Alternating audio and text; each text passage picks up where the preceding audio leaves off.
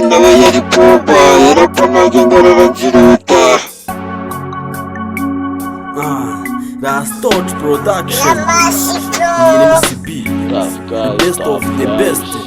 Muraperi nushaka kutugira abambere kuri liste. Mutse mubipize mwabibaza mukuru wanjye bitasamu, mu buzongo mwakwegera iniga yanjye bitarahimu cyangwa se Ibrahimu. Wakubwira ukuntu yijyana nyiri marigemu, ndi mubi cyane nyikora nk'umuzimu, cyane cyane nandika imirongo ndi homo. Uriko ngiye kwandika bazirira muri rogo, nandika kwa mutu gashira mu ikaramu. Mushaka mwaza nkababera mwarimu, abigisha gisirimo, cyangwa tukitoza gusari kimwe n'abasiramu, tukareka kugeza futi zirimo haramu. Musi inama mayina ngiye guhamiriza cyangwa mujye gushakira ububasha yitira mu kuzimu. Ndigariteye mwizamu nk'abakapiteni mw'itimu, ndi MCB nyawe ntuzaza uri kunyitiranya na Salimu, cyangwa nkugereranye na Hakimu. Iyo nyitiranije n'umuntu mushyira mu kipe y'abahemu, iyo ndi mu muri simura ndi kuri top kandi mpora mfite hope yuko nzandika amateka muri hip hop. Rimwe na rimwe abaturage bakambwira ati stop, ariko ndabazikana nkajya up. Urundi ruhande amariga yanjye akambwira ati keep it up. Kuba cyane nicaye nawe ati stand up. Kuba narahisemo kuririmba rap, imirongo ikambana myinshi ndigayigendana mu gikapu, nuko mbona ko muri iyo ndi sharp. Hip hop rwose ndimo, nyiririmba rwose mbamo, nta n'umwe wayinyuramo.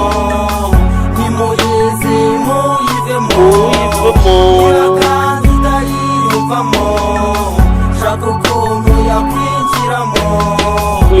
Rwose ndimo, nyiririmba rwose mbamo, nta n'umwe wayinyuramo.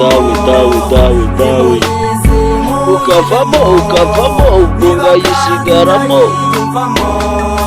Shaka ukuntu yakwinjiramo. MCB ibyo nkora byose mbikesha Mungu, kuko nawe wandemye akagira umuhungu, nkavamo icyamamare gifite ibigango. Iyo ndaharaho ndavuze wabishwe n'iruhugu, gusa bamwe banyise umumararungu. MCB izo nkino zose ziba zirimo inyungu, nkunda guhabwa akazi kuko bazi ko ibyanjye ari bwangu. Muri ibyanjye sinigana ibya kizungu, nkora nikoresheje kuko nshaka kuzagwa nk'umukungu. Kinamike nafashe umunyabyaha mukubita ipingu, nkamuta muri ibi nkamushwika nkamufata mu mashingu, nkamwereka yuko ntari umwana wakuriye mu gipangu. MCB ndiyo basinye ndira mu gakongo, njye nkora nk'uko nakonje nkino nkora kila siku. Fata utwanjye nkadutunganya nkatugirira isuku, kandi aho ndose nirarunga imyaka hagati yanjye n'abageni b'amatiku. Akenshi usanga nkanuye mu masaha ya nijoro mu gicuku, ndi mu n'uruganizo twanjye nta rusaku. Sindi mibi cyane nuko kundwanya mwabigize iturufu, ariko reka mbabwire ko sinshaka kujyana n'umuntu bifu. Murabizi muri iyi njyana ndi shefu, iyo ndimo kubikora ngaragaza ingufu. Ntuzigire nshakarafu cyangwa wishyire muri kategori y'ababumbafu, ufate mugezo ushaka kumura mu bwongo turi murefu. Ejo cyangwa ejo bundi ufite gusanga ari kugaburira ibyayi n'ibitugu, arimo kuguhembara kugira ngo abawe bashyire mu gifu, nuko utarasogongera ku rupfu umenye ukuntu epfiriye haba ibinyapfu. Indimu imbamo, nta n'umwe wayinyuramo. Nimuyivemo, shaka ukuntu yakwinjiramo. Nyiririmba rwose mbamo, nta n'umwe wayinyuramo.